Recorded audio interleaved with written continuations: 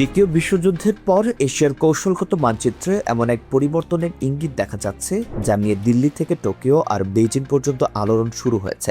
ভারত ও জাপানের মধ্যে সম্ভাব্য প্রতিরক্ষা সহযোগিতা এখন শুধু সাধারণ সামরিক চুক্তির মধ্যে সীমাবদ্ধ থাকছে না, বরং এমন কিছু প্রযুক্তি বিনিময়ের আলোচনা সামনে আসছে যেগুলো বাস্তবায়িত হলে ভারতীয় প্রতিরক্ষা সক্ষমতা নতুন স্তরে পৌঁছে যেতে পারে। আর এখানেই চীনের অস্বস্তির মূল কারণ। চীনের সরকারি সংবাদ মাধ্যম পর্যন্ত ভারতকে সতর্ক করে বলেছে, ইতিহাস ভুলে গেলে চলবে না। তাদের ভাষ্যে দ্বিতীয় বিশ্বযুদ্ধের সময় জাপানের ভূমিকা মনে রাখা উচিত, বিশেষ করে উত্তর পূর্ব ভারতের প্রসঙ্গ।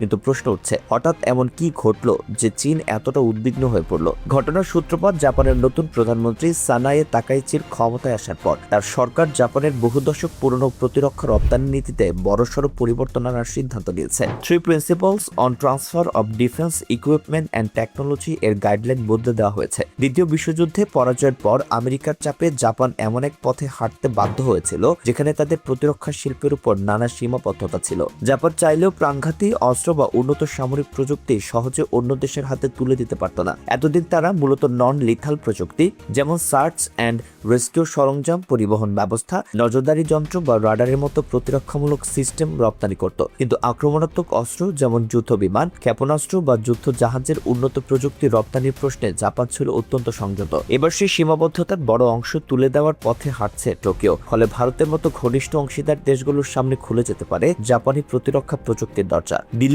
এই পরিবর্তনকে স্বাগত জানিয়েছে এবং এটিকে ভারত জাপান সম্পর্কের ক্ষেত্রে ঐতিহাসিক মুহূর্ত হিসেবে দেখা হচ্ছে। ভারতের এই ইতিবাচক প্রতিক্রিয়াই বেইজিংকে আরো সতর্ক করে তুলেছে, কারণ চীনের উদ্বেগ শুধু জাপানের অস্ত্র রপ্তানি নয়, বরং জাপানের সেই প্রযুক্তিগত সক্ষমতা যা এখনো বিশ্বের খুব কম দেশে হাতে আছে বলে দাবি করা হচ্ছে। চীনের মতে জাপান যদি আবার সামরিকভাবে শক্তিশালী পথে হাঁটে এবং ভারত যদি সেই পথে অংশীদার হয়, তাহলে এশিয়ার শক্তির ভারসাম্য বদলে যেতে পারে। চীনের আতঙ্কের পেছনে ইতিহাসও বড় কারণ। দ্বিতীয় বিশ্বযুদ্ধের সময় জাপান চীনের বিশাল অংশ দখল করেছিল এবং সেখানে নৃশংসতা, গণহত্যা, শিশুদের উপর ভয়াবহ পরীক্ষা নিরীক্ষা ও নারীদের উপর অকথ্য নির্যাতনের অভিযোগ আজও চীনা স্মৃতিতে গভীর ক্ষত হয়ে আছে। শুধু চীন নয়, রাশিয়ার মতো দেশও জাপানের সামরিক অতীত নিয়ে সন্দিহান। তাদের আশঙ্কা, জাপানকে যদি পূর্ণ স্বাধীনতা দেওয়া হয় তাহলে পুরনো সামরিক জাপানের ছায়া আবার ফিরে আসতে পারে। এই ঐতিহাসিক ক্ষতকেই সামনে রেখে চীনের সরকারি মুখপাত্র গ্লোবাল টাইমস ভারতকে সতর্ক করেছে। তাদের বক্তব্য, দিল্লির উচিত দ্বিতীয় বিশ্বযুদ্ধের সময়কার জাপানের ভূমিকা মনে রাখা। তবে ভারতীয় দৃষ্টিকোণ থেকে এই ব্যাখ্যাকে অনেকেই ভুল ন্যারেটিভ বলে মনে করছে, কারণ জাপানের উত্তর পূর্ব ভারত অভিযানকে ভারতের বিরুদ্ধে আক্রমণ হিসেবে নয়, বরং ব্রিটিশ শাসনের বিরুদ্ধে সামরিক কৌশলের অংশ হিসেবে দেখা হয়। সেই সময় নেতাজি সুভাষচন্দ্র বসুর নেতৃত্বে এবং ব্রিটিশদের ভারত থেকে উৎখাতের পরিকল্পনার বিষয়টিও আলোচনায় আসে। কিন্তু ইতিহাসের এই বিতর্কের আড়ালে আরো বড় প্রশ্ন লুকিয়ে আছে। জাপান আসলে ভারতকে কি দিতে পারে যা চীনকে এতটা অস্বস্তিতে ফেলেছে? প্রথম যে প্রযুক্তিটি আলোচনার কেন্দ্রে এসেছে তার নাম ইউনিকর্ন। জাপানি এই প্রযুক্তিকে বলা হচ্ছে ভবিষ্যৎ যুদ্ধ জাহাজের স্টেলথ ক্ষমতার বাড়ানোর অন্যতম একটি গুরুত্বপূর্ণ সিস্টেম। সাধারণ যুদ্ধ জাহাজে একাধিক অ্যান্টেনা, রাডার, যোগাযোগ ব্যবস্থা, ডেটা লিঙ্ক, ট্যাকটিক্যাল নেভিগেশন ও ইলেকট্রনিক সাপোর্ট সিস্টেম আলাদা আলাদা জায়গায় বসানো থাকে। এগুলো জাহাজের উপরিভাগকে জটিল করে তোলে এবং রাডার ক্রস সেকশন বাড়িয়ে দেয়, ফলে শত্রুর রাডারে জাহাজ দূর থেকে ধরা পড়ে যেতে পারে। জাপানের ইউনিকর্ন প্রযুক্তি এই সমস্যারই সমাধান হিসেবে তৈরি। এতে বিভিন্ন ধরনের অ্যান্টেনা ও সেন্সরকে একত্রে করে একটি বড় স্টেলথ রেডমের ভেতরে রাখা হয়। দেখতে এটি অনেকটা ইউনিকর্নের শিংয়ের মতো, সেখান থেকে নাম এসেছে ইউনিকর্ন।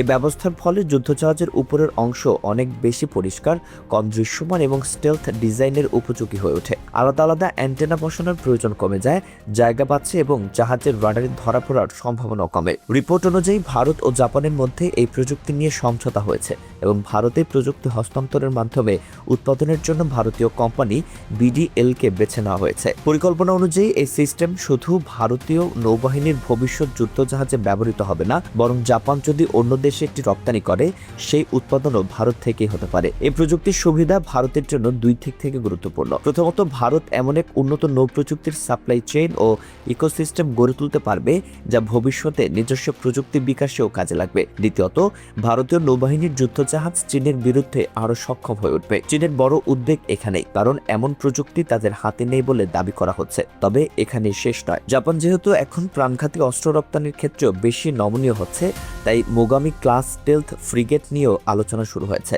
ভারত যুদ্ধজাহাজ নির্মাণে এখন অনেকটাই আত্মনির্ভর হলেও জাপানের প্রস্তাব ভিন্ন ধরনের। তারা চায় জাপানি প্রযুক্তির ভিত্তিতে ভারতেই এই যুদ্ধজাহাজ তৈরি হোক। এতে জাপানের খরচ কমবে, উৎপাদন দ্রুত হবে এবং ভবিষ্যতে অন্য দেশেও রপ্তানি করা সম্ভব হবে। প্রয়োজনে ভারতীয় নৌবাহিনীও এমন কিছু জাহাজ নিজেদের বহরে যুক্ত করতে পারবে। এছাড়াও ভারতীয় নৌবাহিনীর জন্য জাপানি সি প্ল্যান, উন্নত সাবমেরিন ইঞ্জিন প্রযুক্তি এবং এমনকি ষষ্ঠ প্রজন্মের যুদ্ধবিমান তৈরির ক্ষেত্রেও সহযোগিতার সম্ভাবনা আলোচনায় এসেছে। বিশেষ করে জেট ইঞ্জিন প্রযুক্তি ভারতের জন্য দীর্ঘদিনের বড় চ্যালেঞ্জ। জাপানের সঙ্গে এই ক্ষেত্রে সহযোগিতা হলে তা দিল্লির জন্য বড় সুযোগ হতে পারে।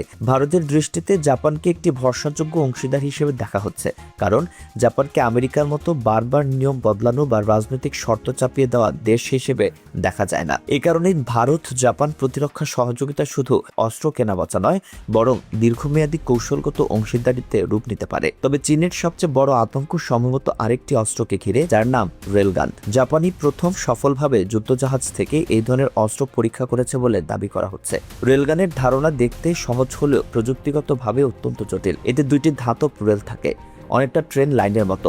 মাঝখানে রাখা হয় একটি প্রজেক্টাইল। এরপর বিদ্যুতের সাহায্যে সে প্রজেক্টাইলকে অবিশ্বাস্য গতিতে, এমনকি হাইপারসনিক স্পিডে ছুড়ে দেওয়া হয়। এর মধ্যে কোনো প্রচলিত ওয়ারহেড না থাকলেও অতিরিক্ত গতির কারণে তৈরি হওয়া কাইনেটিক এনার্জি লক্ষ্যবস্তুকে ধ্বংস করতে পারে। কোনো যুদ্ধজাহাজ বা গুরুত্বপূর্ণ টার্গেটে এটি আঘাত করলে তার ক্ষতি মারাত্মক হতে পারে। রেলগানের আরেকটি সুবিধা হলো এটি বিদ্যুৎ চালিত হওয়ায় ক্ষেপণাস্ত্রের তুলনায় ব্যবহার খরচ কম হতে পারে। তবে প্রযুক্তিটি এখনও পুরোপুরি পরিণত নয় এবং বাস্তব যুদ্ধক্ষেত্রে নিয়মিত ব্যবহারের পর্যায়ে পৌঁছায়নি। তবুও জাপান এই ক্ষেত্রে সবচেয়ে এগিয়ে আছে বলে মনে করা হচ্ছে। গত বছরের পরীক্ষার খবর সেই দাবিকে আরো জোরালো করেছে। ভারতের DRDO ও রেলগান প্রযুক্তি নিয়ে কাজ করছে। ফলে ভারত যদি জাপানের সঙ্গে এই ক্ষেত্রে হাত মেলায়, তাহলে সেটি প্রতিরক্ষা গবেষণার জন্য ঐতিহাসিক পদক্ষেপ হতে পারে। জাপানি অভিজ্ঞতা ভারতের নিজস্ব প্রযুক্তি উন্নয়নে বড় ভূমিকা রাখতে পারবে। সব মিলিয়ে চীনের উদ্বেগের কারণ শুধু একটি চুক্তি নয়, বরং সম্ভাব্য ভবিষ্যৎ। বহু বছর ধরে আমেরিকার প্রভাবের কারণে জাপান সামরিক রপ্তানির ক্ষেত্রে নিয়ন্ত্রিত ছিল।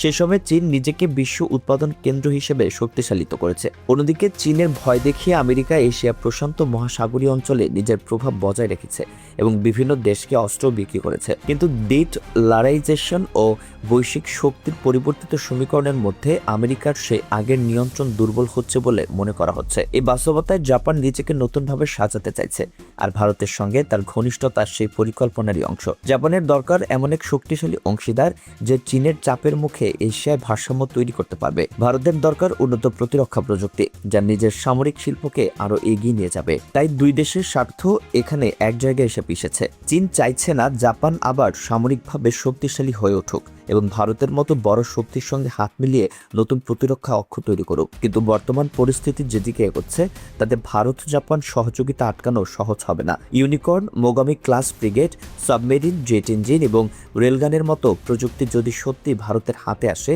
তাহলে এশিয়ার সামরিক ভারসাম্যে বড় পরিবর্তন আসতে পারে। আর সেই সম্ভাবনাই এখন বেইজিংয়ের সবচেয়ে বড় দুশ্চিন্তা।